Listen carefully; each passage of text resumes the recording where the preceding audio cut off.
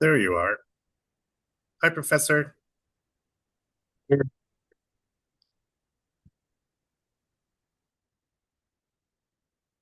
All right, I'm gonna wait a couple minutes here and just to see if anyone else shows up.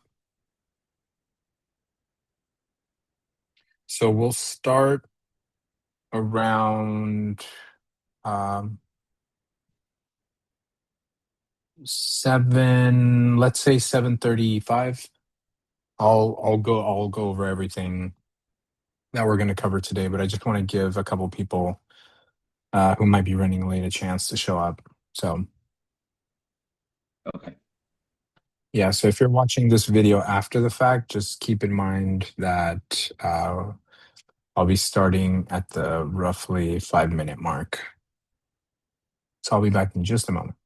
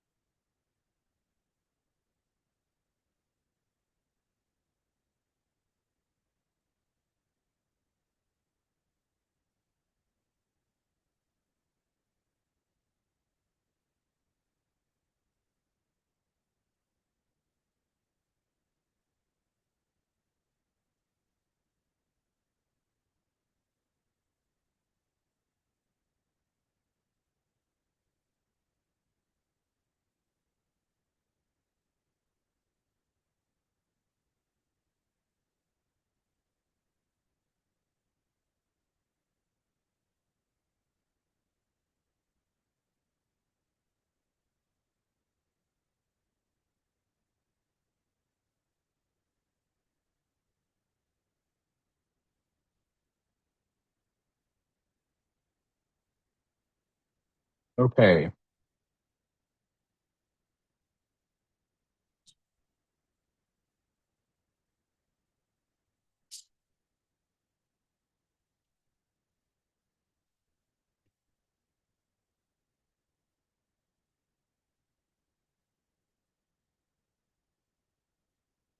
All right.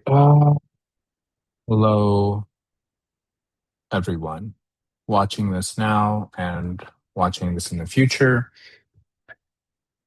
Today, I am going over the next batch of assignments. So instead of primarily focusing on images and two-dimensionality, we're going to start thinking about three-dimensional space. And I want to get straight into the program that we'll be using to work on our assignments. So I'd like to share my screen. I'm going to share my desktop. And from those of you that are currently in the meeting, please let me know if you can see Yes, I the, can see. okay. Everyone should be looking at Me too. the, I see it. awesome. Everyone should be looking at the initial window for Blender. And I'm gonna just open a new file. But I'm gonna do so after I just open the application. So I'm opening the application, and that's the first thing you see when you open Blender. When we open Blender, the first thing you want to do for this class specifically is work inside of a new file, okay? Now, when you generate this file, this is important because, again, we're talking about file management, keeping track of our work, and also using those files on our portfolio, which requires us to position them in the appropriate folders and be aware of how their placement is changing throughout our use of it. So new file, this is exactly what it looks like. It always starts with the same information inside of the scene collection, camera, right? That directory, that structure of information is on the right-hand side. But if we save this file, what we're going to make is a blend file. So this 3D modeling program, it's open source, it's free. Everyone here should have downloaded it. If you haven't already, I'll post a reminder inside of the Canvas module. Let me just make another sticky for this. I'll try and keep track of what I go over in the class today on this sticky, this one.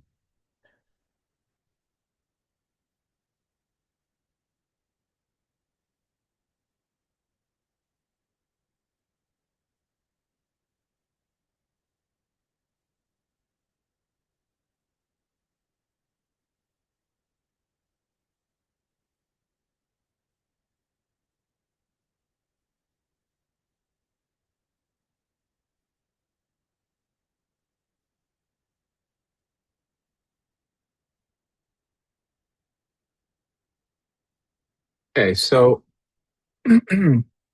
at the beginning of the class, I asked you to consider a pathway to your repository. And it might sound tedious, it might sound arbitrary to familiarize yourself with those parts of your computer, but it's useful when thinking about managing a larger project and like our portfolio and being able to work within multiple programs. Okay, so the path that we're working currently, which I just opened this up, I saved the file, that's where it's going. That current path may not be the one that I want to save it on, right? So I want to make sure that I'm kind of tracking all that stuff. So I can come over to the desktop, I can come over to 10C, and I can go inside of project 2 and make sure that when I save this file, it's somewhere consistent if I'm working on multiple things within multiple programs or multiple drafts, right? I want to make sure it's going to the same place and that I can identify it. Once you start generating a bunch of files, you'll have assignment one draft, assignment one, second draft, final draft, whatever.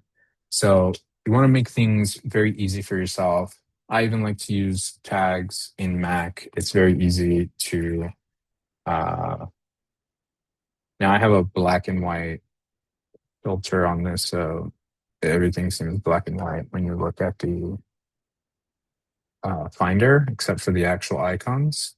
But you could actually tag, right, like with colors. And I do that when I try and establish a value for the file. Is it a go? Is it in progress? Or is this a no-go?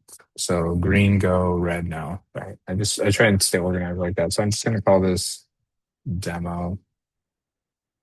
So in this assignment, this second project for this class, the first project, right, required you to deconstruct, remix existing information, think about shapes through image trace, consider different ways of making subtle changes. I use the clone stamp tool, the brush tool as the basis to talk about which subtle modifications can you make to the image that pull from the existing pixels, because that's one of the qualities of Photoshop as opposed to working in vectors and paths inside of Illustrator.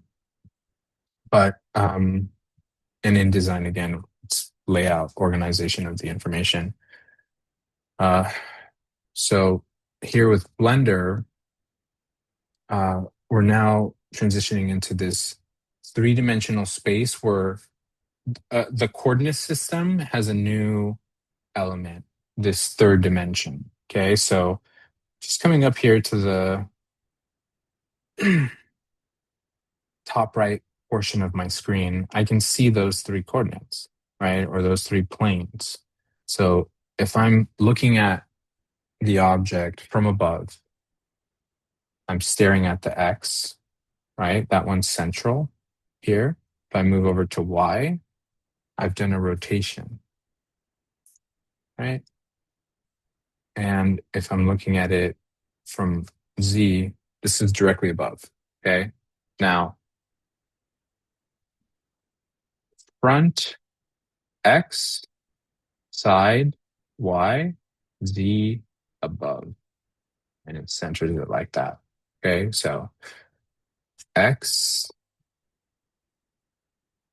this is the front, this is the back, Y from the side, Z from above. Okay, that X should be going left, right. The Y should be going vertically when you're looking at it from above. Okay, so when you're modeling from an image reference, which we're going to do for this project, you first of all need to have an image reference. And that image reference is an object of your choosing. So the goal here is give yourself a number of reference points, front, side, top, back, bottom, whatever you can. If it's an immovable object, that might be a bit more difficult. If it's a small object, the thing to consider is how you're documenting it and making sure that it's on a neutral ground, perhaps a white sheet of paper, right? So that when you get it, an image of the object, you can get it from those positions. You can get it from the front side, or from above, or from behind, or from below. Okay, so now I'm using quite a few different shortcuts here. I need to revisit the topic of having a live mouse and keyboard at the bottom of my screen. So I'll see if I can do that next week. So when I'm doing this demo, you can see what keys I'm pressing and what button I'm using on my cursor. And I don't think I have that plugin, but I want you to just go inside this program and try to discover three-dimensional space as represented through Blender. Okay, because Blender's the program.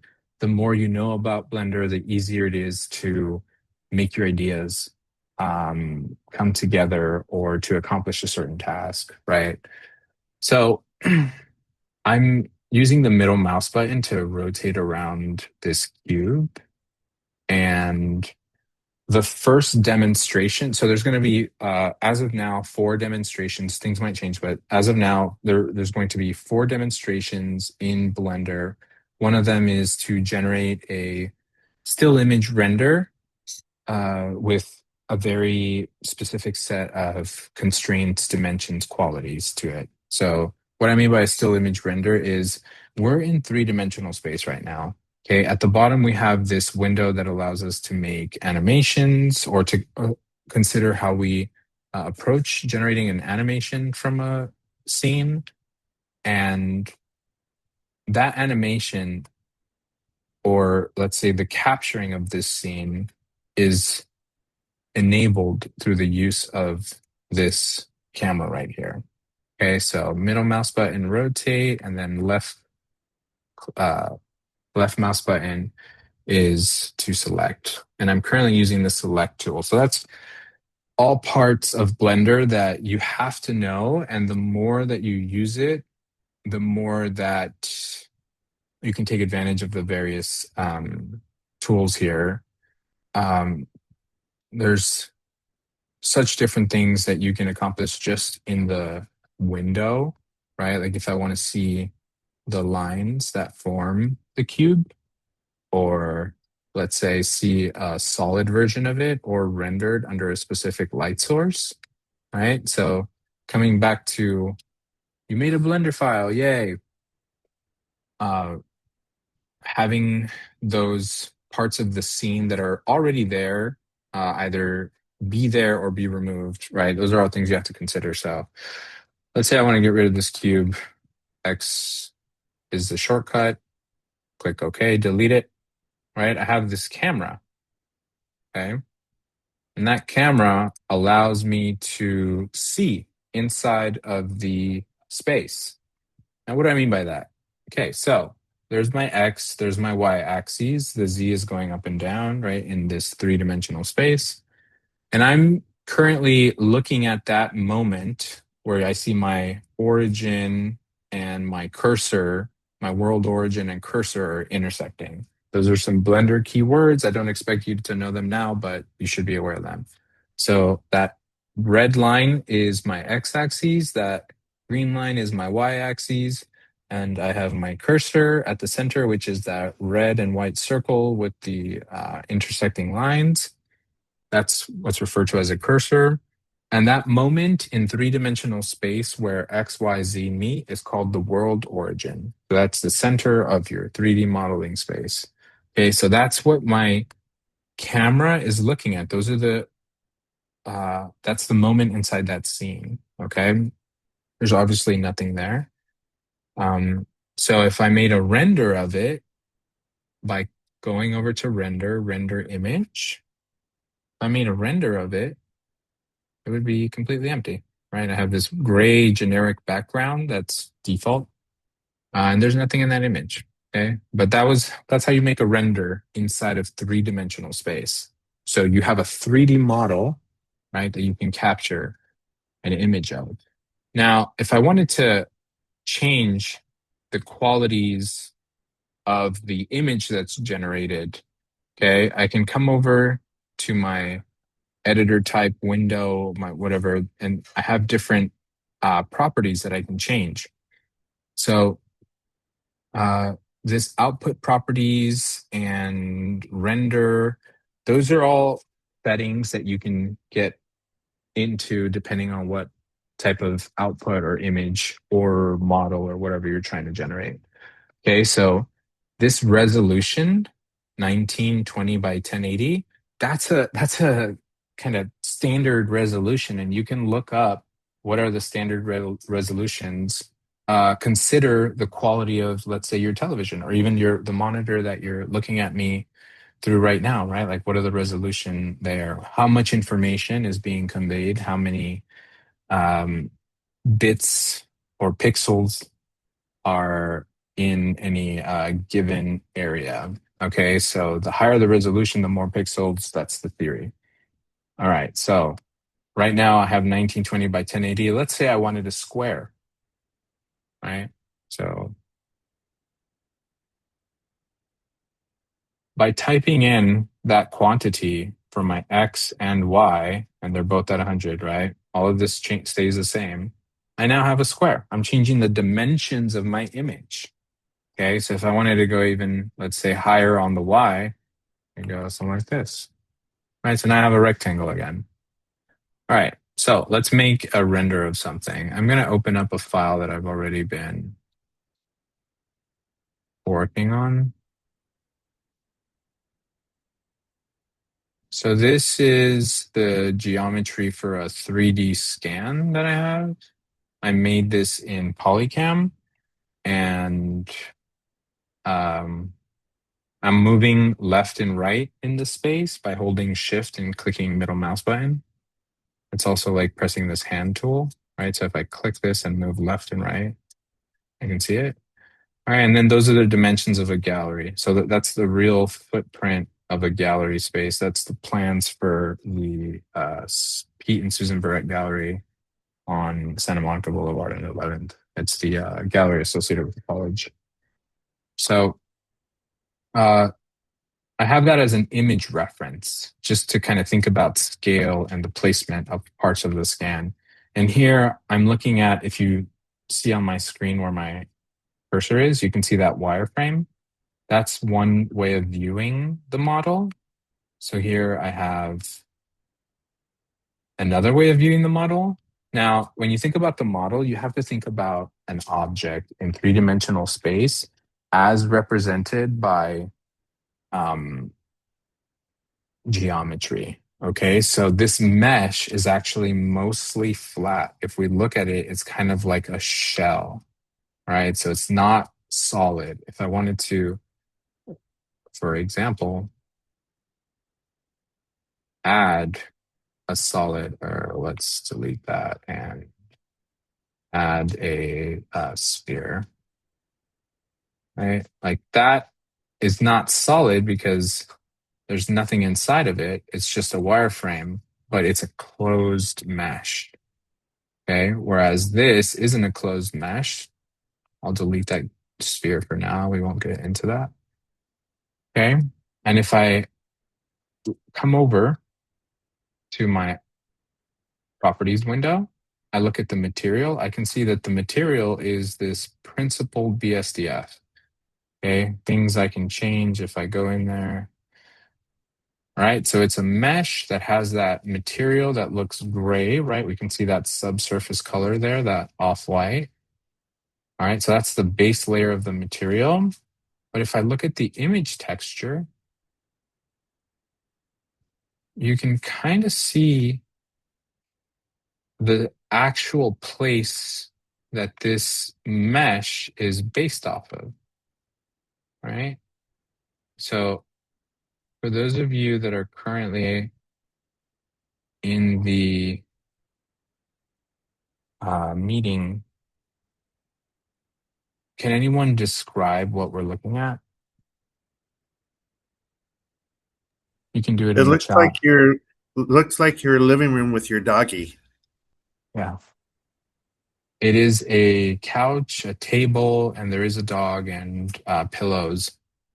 And there's also, right, a couch on this side, some toys on the floor. And there's also a little baby girl right there that's distorted and deformed and part of the 3D model. So she's become kind of like an image that's wrapped into the couch. Okay. Now, whatever this image is, or whatever the surface texture seems to be, right? Remember what's actually present as far as an object is concerned. And it's this very loosely mapped mesh, or this mesh that loosely maps an area. So in my scene collection, that object, that's the mesh, okay? There I'm looking at it solid. There, I'm looking at it under specific lighting conditions. Okay, now where is my light? Well, my light is up here. If I click it, that spot, right? If I come down here to that properties window, the object data properties window for a light, you can see a little light bulb. Spot, that's the type of light that I have. I have a couple different options here and quite a few settings that I can manipulate. So I have a white light, 500 watts, right, at those numbers, and it's pointing the mesh, right? So you can see here where the shadow gets clipped. Now let's see what my camera can see. So the quickest way to go into that is by clicking 0 for me, right? So that's what my camera is live viewing of that still 3D object. Okay, so it's not animated, it's not moving. It's a simple 3D rendering in that it's just an image that I want to make and that I want to see you make in and submit for the initial demo. So you'll have 4 demos. Let me quickly pop this back open. Okay, so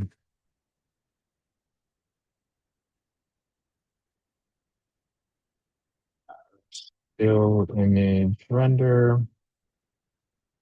The second one will be image texture, materials,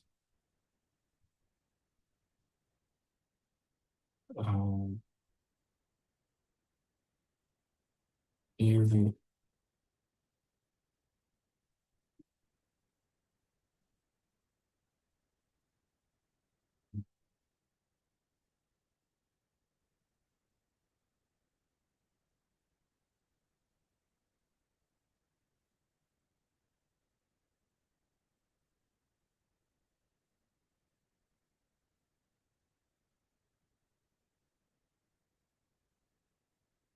Okay, so those are the 4 demos that you will see come up tonight. This is Monday. This is the beginning of week 3. So the first thing that I'd like you to go for is generating an image of a 3D model in 3-dimensional space. This current reference is complicated. You don't need to do anything that complicated. But if I click render image, and I'm trying to bring this window over,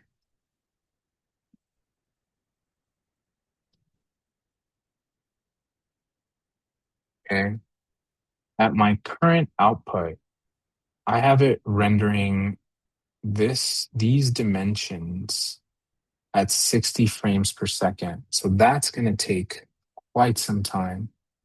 And it's not something that I want to do right now for this demo. But if I do allow it to fully process, okay, sorry, can everyone see the Blender render image? Yes. Okay. So the Yes. Blender, that image is the window that pops up once you click, and it's separate from the actual window. You should be able to see my launch, whatever that's called, at the bottom. So in Blender, I currently have 2 windows open. I have the Blender render, which is this, and the actual scene inside of Blender. Okay, but if you look up here where it says sample, it's at 7 of 4096. So it'll take some time to generate. The more powerful your computer is, as far as its graphics are concerned, the quicker it's assumed that it can do these processes, the easier time, let's say, the less overburdened it'll be. All right. So you also want to think about like what your limits are for your portfolio. When you are generating images of a model, you want to start thinking long term end result, what file restrictions or file size restrictions do you have inside of GitHub? Okay, so you don't want to generate something that's too big. So I'm going to close that. Blender's not going to like that. Might take a moment for it to actually stop and close.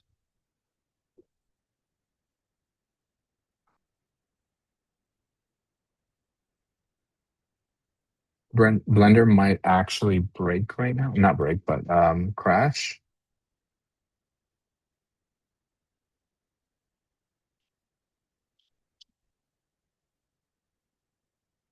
Yeah, it's not responding. So I just want to force quit. One of the reasons why it's important to save as you go. Now, I've gone over a super quick introduction to what I'm asking you to work inside of, right? As far as the program is concerned. All right. And I'd like to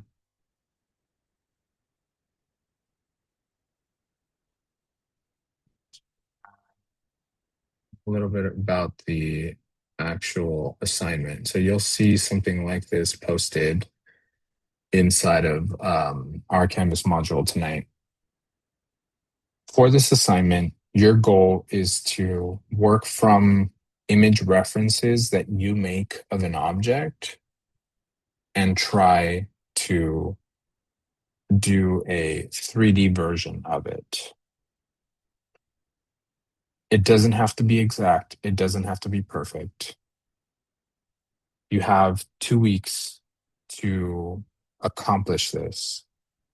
I will show you an approach to this next week inside of Blender. Okay. Today I'm going to start by just kind of prefacing some things to consider. So I will go back into Blender. I'll show you how to bring an image in there. We'll go over rendering again. But this will also require you to do a little bit of your own research. And this is also a reminder to look at some of the prior examples that I've posted. If you go to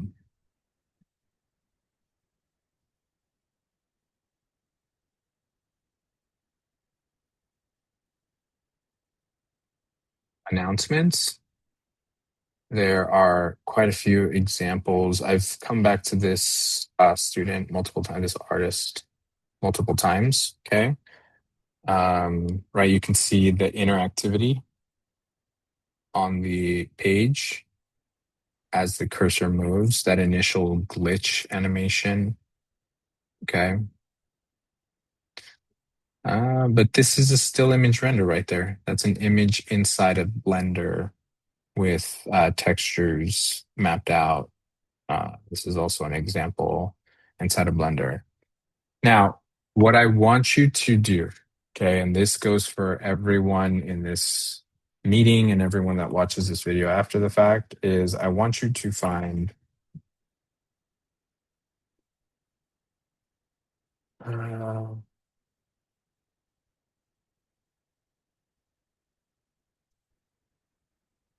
I'm going to share this link with everyone in the chat.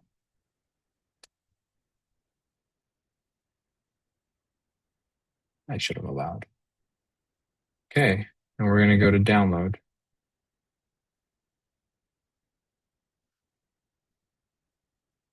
Okay, before I finish or go into this, Malachi, did you have a question? Yes, I have a question, Professor. So for the 3D modeling assignment, let's see. So we had to research like our own ideas of what the 3D model should look like. It has to be like either like an object or like this that you're showing us right now on in class on Zoom, or we can research about what which model should which object should we create to model for 3D Blender, right?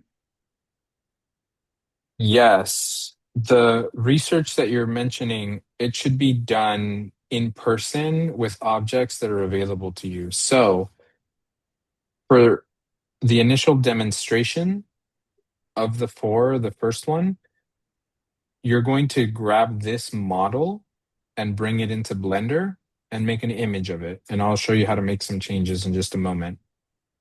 Okay. For the larger project, you have to take photographs or document an object and use those images as a reference to build a model from. So whatever you build your model off of, it has to be an object that you have access to in real life, in person, in your own space. Does that make sense? Oh, right. Yes. Yeah. So any objects, and this goes into the submission as well. So aside from the 3D files that I want you to put forward, that I'll ask to look at, you have to make the object interact something that you can interact with on your portfolio. This is one example of that. So here I'm using the cursor. You may not be able to see it. If you go to her site, you can see it, but I'm using the cursor to move the object around. So she made this object from Hmm. a Labubu, and which is like, I Okay. guess, like, I don't know, I wouldn't, a stuffed animal, I think, some toy. And she wrapped all these images around it and she distorted it. So this she actually had, and she took pictures of again, and then she built the model from. But I also mentioned that at a certain point, it doesn't have to be perfect. It doesn't have to be super polished in that it's an exact copy of the object. It just has to be like a rough attempt of you mapping out the larger shapes or getting it to where you want it to go. And here's another example right here. So that image that we were seeing up there. So she modeled that kind of alligator thing, and she Hmm. downloaded this eye and this egg, cracked open egg, right? So that's the 3D model that is used to make this image. Okay. Okay. So Got it. yeah. And Okay. Now I if it doesn't come all together right now, don't worry. Just get in the program, start to think, okay, you have to like sculpt or 3D model something from an existing actual object, right? Like what do you need to do to get there? Um, okay.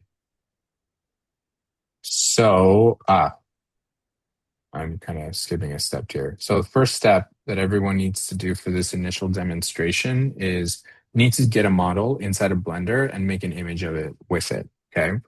So if I grabbed this model, I shared the link with everyone in the meeting.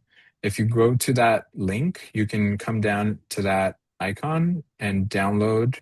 For this demo, I'm just going to do a low resolution GLTF. The GLTF is a certain file type that has the image texture and the object together, right? So if I bring that down to my desktop 10C, I'll put this inside of, I'll just dump it in there.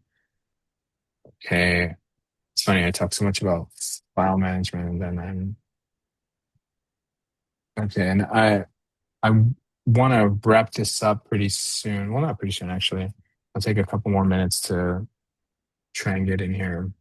All right, so I'm downloading that GLTF and it's done. Once it's done, I want to make sure I open it. So I've downloaded it.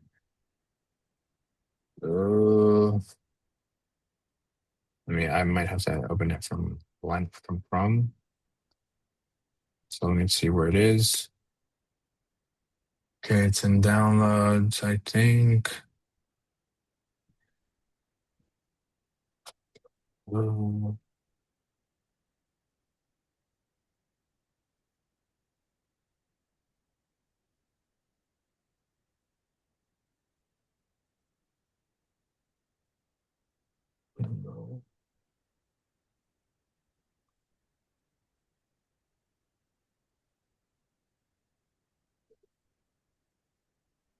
Hmm.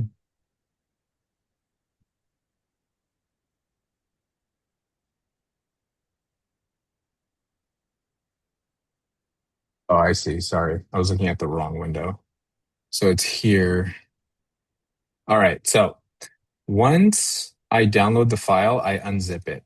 Okay. So you can unzip it in various ways. The quickest is just double click it and it automatically unzips. Once it unzips, it gives you this folder. Okay. I have two of them. It's the exact same thing, slightly different orders. This folder has a bunch of different stuff in there. One of them is the image texture, right? So this is going to be part of the assignment in that Mhm. you have to generate. I'm actually still in Finder here, so let me go down. But if I open up that file, this is the image texture that's wrapped around the model. Okay, it's a very complex image texture, but it is what's creating the illusion of things in a space, which is where people saw. I think it was Hector who said he saw the doggy right inside of the living room space. Right, there was nothing actually there. It's a mesh, but the image texture that's wrapped on top of it. Think of it like a number of photographs that are just spread out on the mesh. Okay, so normals has to do with depth and occlusion as another part of the overall illusion of a texture or an object.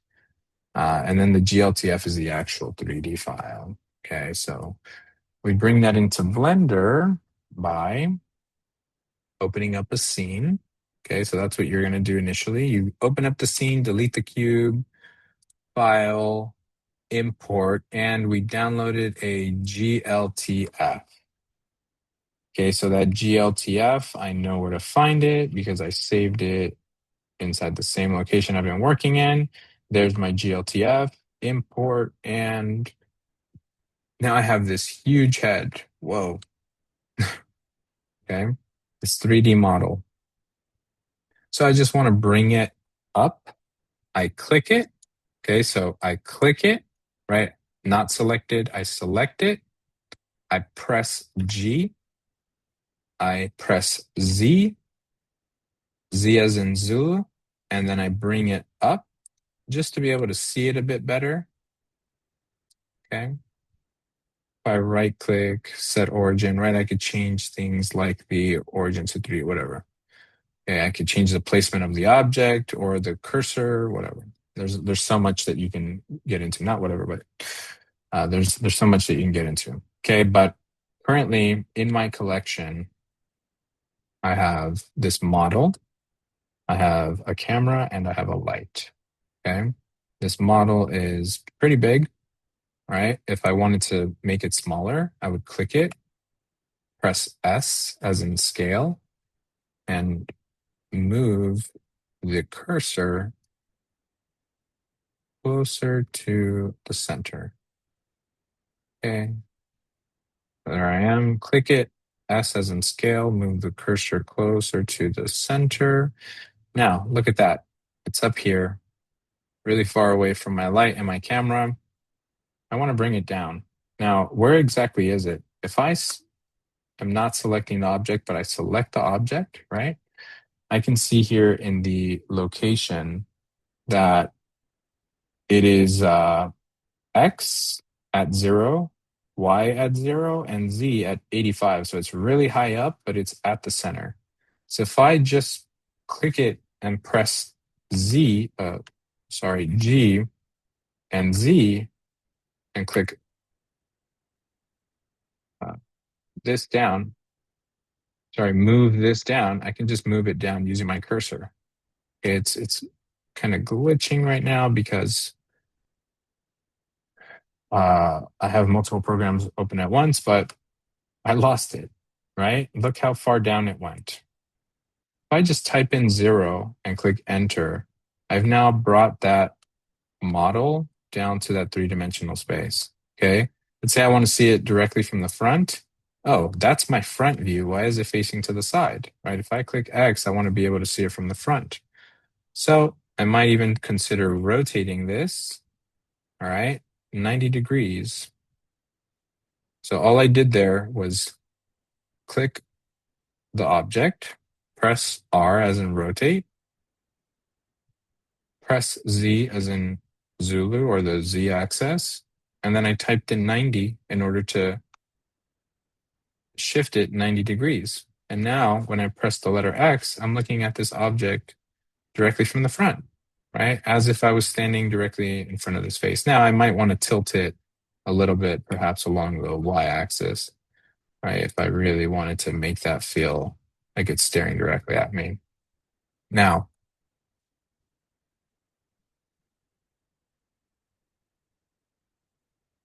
if I come up to view viewpoint, you could see that there are a number of shortcuts I have access to here, right? So front is numpad 1, right? So there I'm looking at it from the front. And that should actually be rotated now. So rotate Z -90, it brings it back. So 1,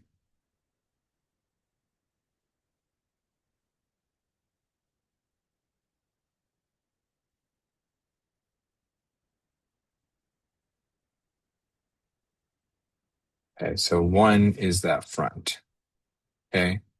X, if I'm directly facing this and it's upright, that X axis is left to right and the Z axis is gonna be up, down, right? If I shift it over, that is now the side view. And I can get there quickly by coming over to view, viewpoint, right? If I wanna look at it from the right, it's 3. When I look at it from the left, it's shift 3. Or sorry, command 3.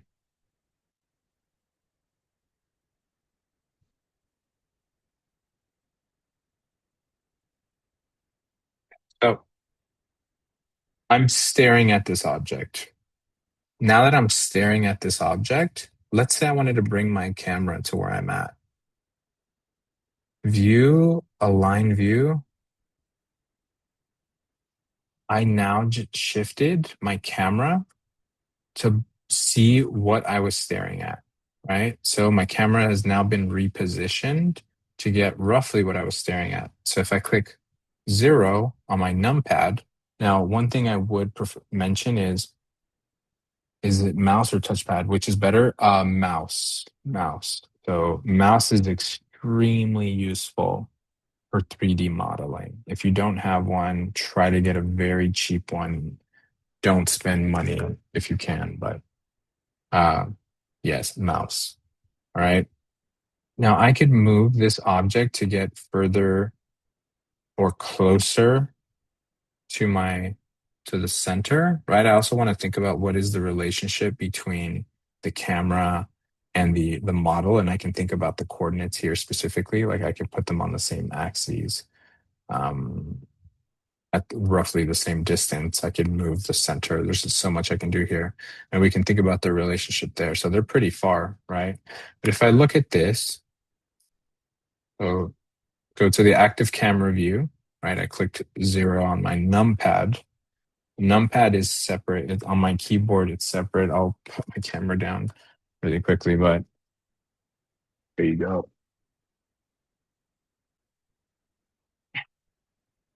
Oh, sorry, I don't even have my. Those of you in the meeting can probably see that, but anyways, so if I rendered an image, this is what the model seems under these lighting conditions. And this is it sorry, this is the model with the image on it under no lighting conditions. And this is it modeled with the rendered light. So I'm currently, if I'm not mistaken, I'm in Eevee. Okay. There's also cycles. Cycles, as the name implies, does multiple passes and it can make some really high resolution, rich textures.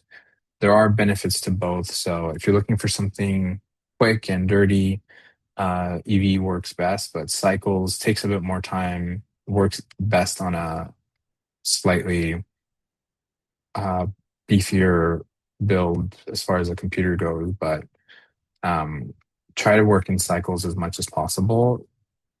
One key thing is just don't make huge images, right? So I'm going to stick with this format for now. I might even go down on the 1090 down to 1080.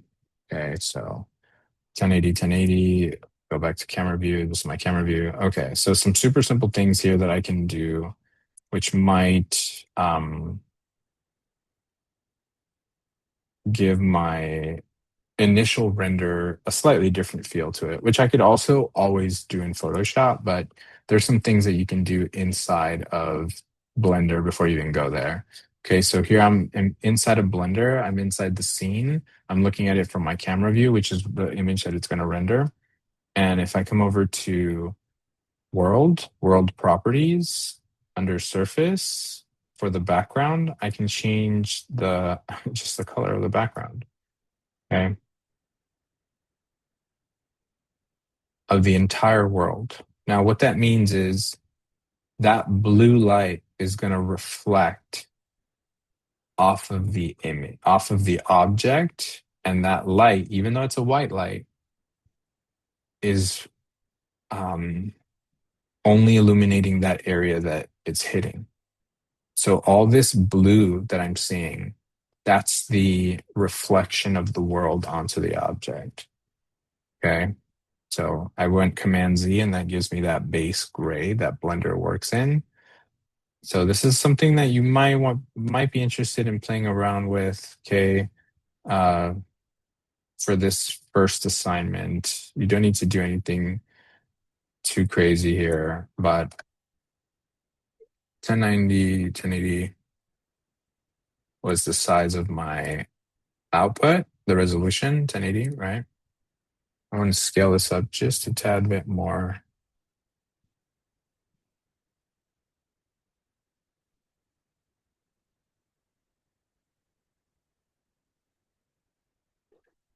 Definitely not there. Maybe something like that. That looks pretty interesting. Okay. And now I just want to render an image. So render image.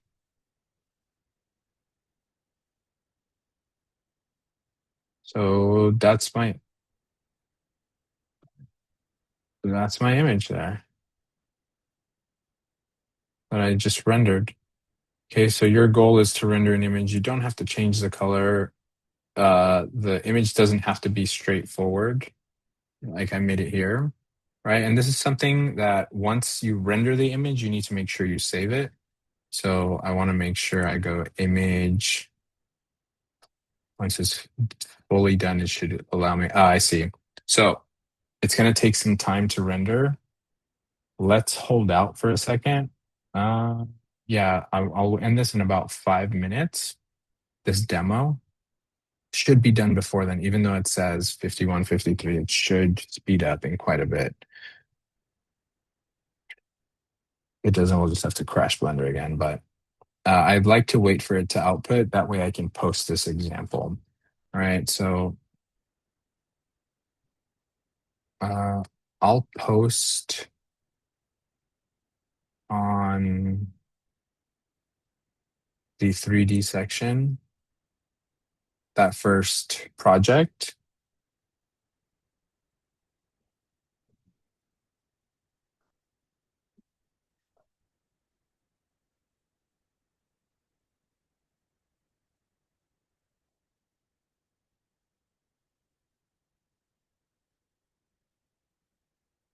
All right. My computer's kind of tripping out here. It's going a bit haywire on me.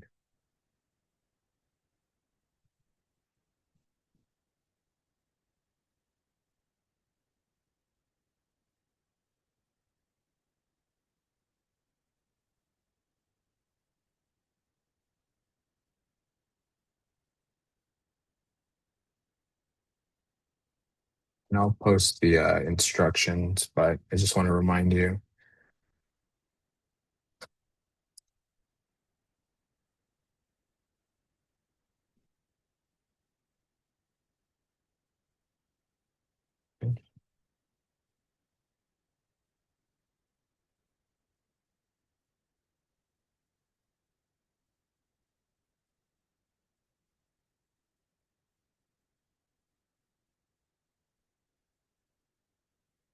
Okay, I'll write the description in them.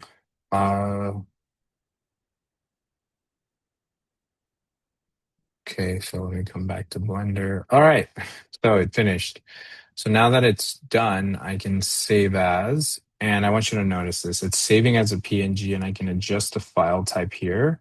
For my purposes, eventually being outputted on the web or being displayed in a web format, PNG works best. Okay, if you're interested in the different use cases or the value of a file type in a certain scenario, you might want to look into that depending on what you're working in. Okay, for our purposes here, PNG works. So Lincoln, save as image. So this was a life mask that was 3D or digitized and made into a openly accessible 3D model by the Smithsonian. It's a really valuable piece of world history, and it's super cool that we can experience. Oh, so I'm just saving it randomly. I shouldn't do that. I should put that in 10C save image as. So I just saved it there. Okay, but right, that you can kind of use as part of your visual language. So remember, this is an actual object that was digitized using a most likely a 3D scanner, or that could actually be a really interesting research question, the method by which this was digitized, and maybe there could be an updated approach to this. Okay. So I just want to kind of loosely touch upon this. I'll bring the world back down to, I don't know.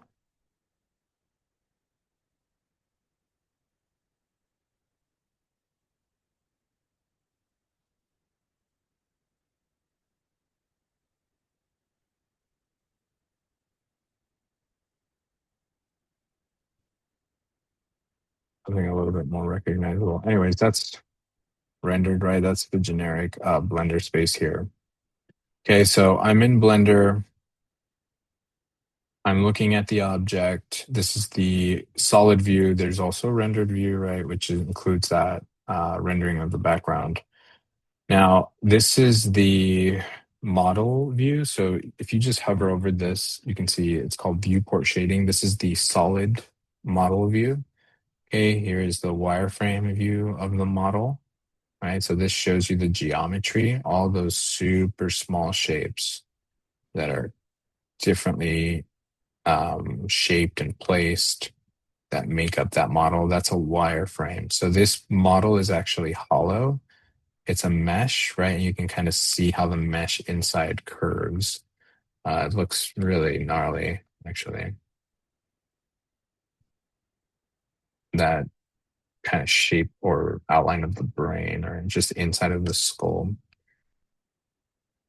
Okay. But I'd like to come over to this other window. So you might get lost clicking around, but at the very top of your Blender screen, you'll see layout, modeling, sculpting, UV editing, shading. Okay. Layout is where we do a lot of the big picture, moving objects around, adding objects, sculpting, making meshes, editing meshes, and animating as well. There's a specific animation screen that you can plug into. But when it comes to image textures, I want you to look at this image. If it doesn't look familiar, okay, again, it's having a hard time kind of like working in multiple spaces. So that mesh view shouldn't really be there. It should just be the solid view. Okay. But on the left-hand side, I can see the actual image that's wrapped around this mesh. Okay, so if I click the rendered view of this, that's what the image is doing on the surface of the mesh. All right. How you make this depends on your approach, right? If you're working with software that makes a model from pictures or videos, then it's creating that wrap automatically. But if you're sculpting it, then you might want to think about the shape of the image texture or the various shapes inside the image texture and how they would wrap around your geometry. This geometry, I'll go back to layout. This geometry is quite dense, right? There's so much going on here, all right? For your object, your assignment, you may not actually have an image, a really complicated mesh like this, okay? So just to wrap this up, I will save this. I might share this too.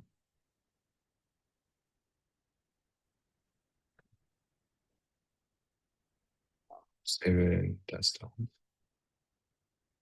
where everything else should be. So remember, this file that I'm exporting from Blender is a blend file, a 3D blend file. So if I go into my Finder, I can see inside of that folder a file titled blend. Okay. And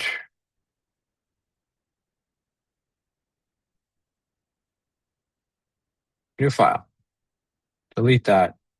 Very quickly, I want to go over adding image references. All right. So I'm going to add. So I clicked Shift and A to add image reference. Okay. When I do that, let's say I come in here.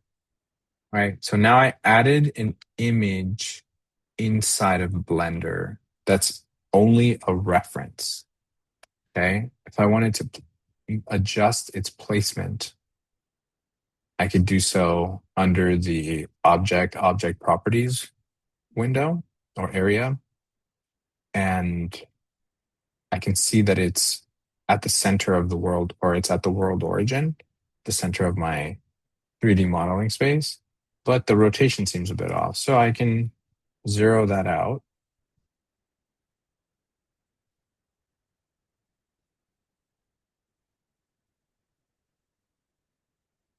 And now it should be flat. So if I click 7, right, I'm looking straight down. What if I wanted to rotate it so that it's standing upright, right? Think about the degrees it would have to tilt there. 90 along the x-axis does that. 90 along the z-axis does that. And if I come over to x and I input that same amount, does that. So now it's standing upright. So if I click 1, now I'm staring straight at that image reference, right? And I could rotate around the image reference, right? If I clicked 7, I'm looking at it from above. And if you're looking straight down on a plane, right? So 1 front, 7 above, 3 right. I think it's left, I forgot. Okay. So I'm bringing this in. Now that I have an image reference, I can start to think about how to build a model off of this, but it's only one side of an object. So I'd want more images from this, right? I can go back into my other blend file and make a number of references from this to use if I did want to try to do a rough sculpture of this particular and you want to think like, well, what are you really trying to shape? So this is kind of like a sphere with some other kind of blocky extension coming down from it. So we'll get into that next week, actually modeling. Okay. The goal this week is just try to get inside a Blender, make that still image, and start thinking about how to incorporate images inside of your scene as a reference. But also specifically, I'll go ahead and hide this. I want to add a mesh. Okay.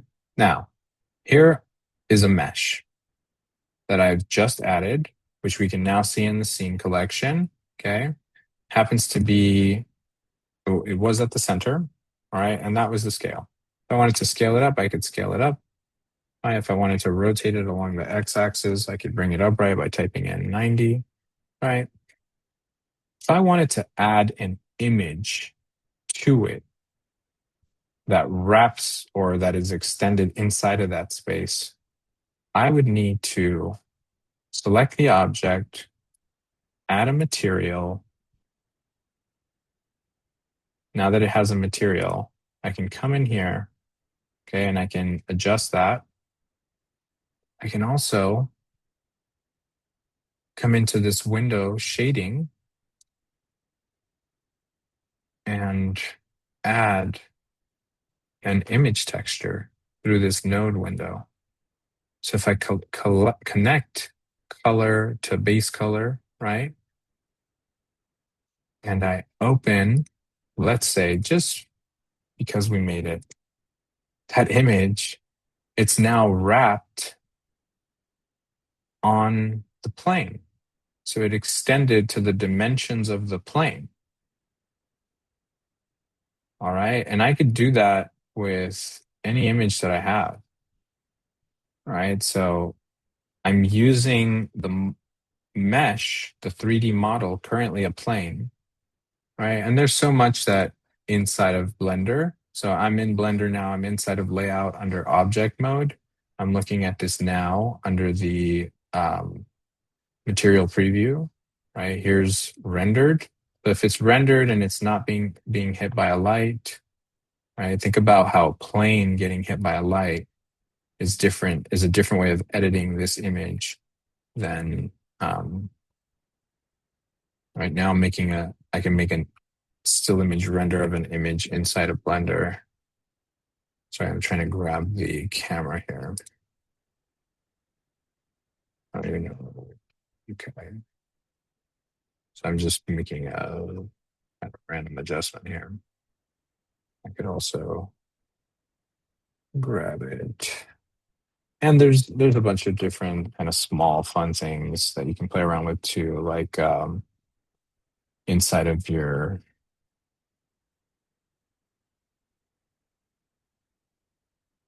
render settings, thinking about, or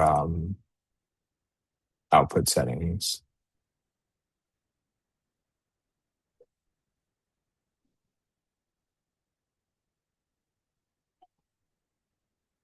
Thinking about the final image that you're making, but here I'll come back to a frontal view. So I'm coming back to 1 there, and I want to align my camera view. So if I did the shortcut, which is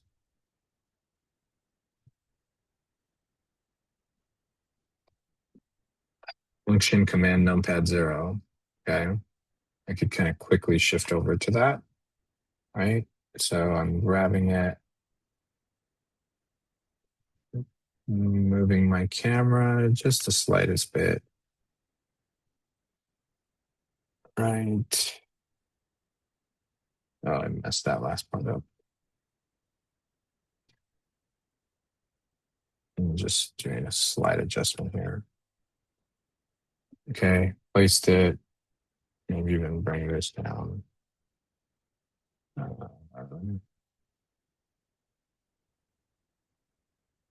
Scale that up a little bit. There we go.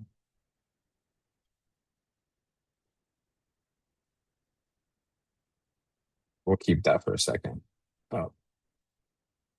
And render image.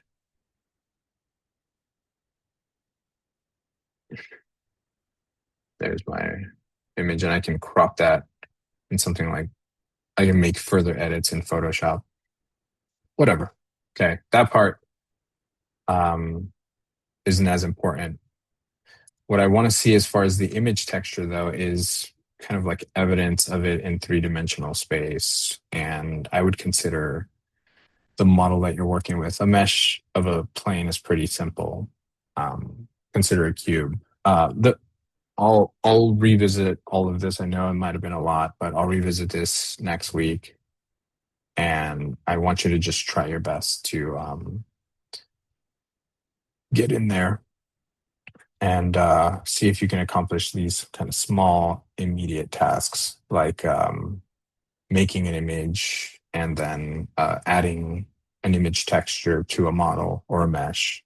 Try it out with a basic plane, see how far you get, and see what things you can accomplish there. Maybe multiple planes or models that are simple that you can kind of work backwards from. But I feel like I'm losing steam here, so I just want to check in with everybody. Is there any final questions? I know this might seem complicated. It is, but I promise you, all you have to do is try. I have like one last question, Professor. Yeah. So I was looking on Canvas, and then I was looking at the portfolio site that was due on July 8th, and it's Yeah. optional. The Let's documentation, see. the discussion. Yeah, Mhm. that's right. So I just wanted to know, like, what do we have to submit on that optional? Do we have to like copy paste the link or something to post in discussion? So, not just the link, but also maybe the files. And the easiest way to do that would be to post the actual URL to your page and then post the URL to your Canvas, not Canvas, sorry, your GitHub repository URL on GitHub, the Okay. website. So, right, you would go to the GitHub website and share the URL that's at the top when you go to look at your repository on GitHub. Okay. Got it. Thank you, Professor. Yeah. Yeah, because once people have access to that URL, they can actually see your files. They can, since you've made it public. Again, if you didn't want to share it, I mean, everyone shares their portfolio, but if you wanted to work inside of GitHub and not have your files public, you could also always keep the privacy settings to private. For our class, we're all sharing our work with each other. That's one of the kind of main objectives here. It's not only to go through these different programs and experiment, play, familiarize ourselves with them, but also, or familiarize ourselves through experimentation, but also kind of create this comprehensive portfolio of what we've done. So that's where the GitHub comes in. All right. Any other questions?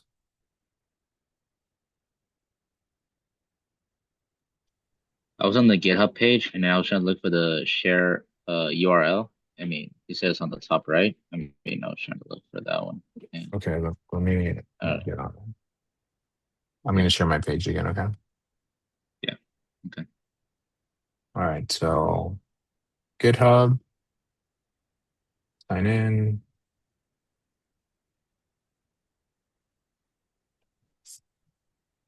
I'm in. For this class, I'm using this one right here. Yeah. And this URL, Oh, okay. Got it. yeah, if I put that in the chat. And you guys go to that link. Like, for example, Malachi. Yeah, share your screen. Do you mind sharing your screen and going to that page? Yeah. Like right here. Yeah, exactly. Okay, so And that's yours. Yeah. yeah. So, And then, but can you click the link for the one that's in the chat, the one that I oh yeah. just put, and open that up in your browser? I did. Awesome. Yes. Okay, so now you see that's my repository. That's what I've posted publicly. And if you click inside of the index.html file, the index, not the update, but the index. Oh. Yeah. That's my code. So Okay. that's the purpose of the discussion. It's just put the link to your repository and also put the URL for your page. So Okay. do you remember how to do that?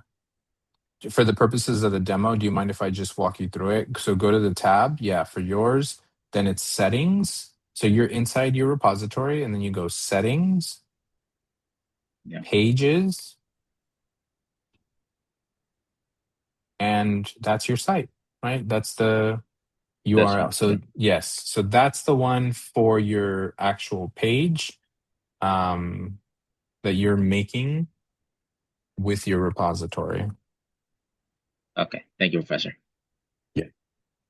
All right. Any other questions?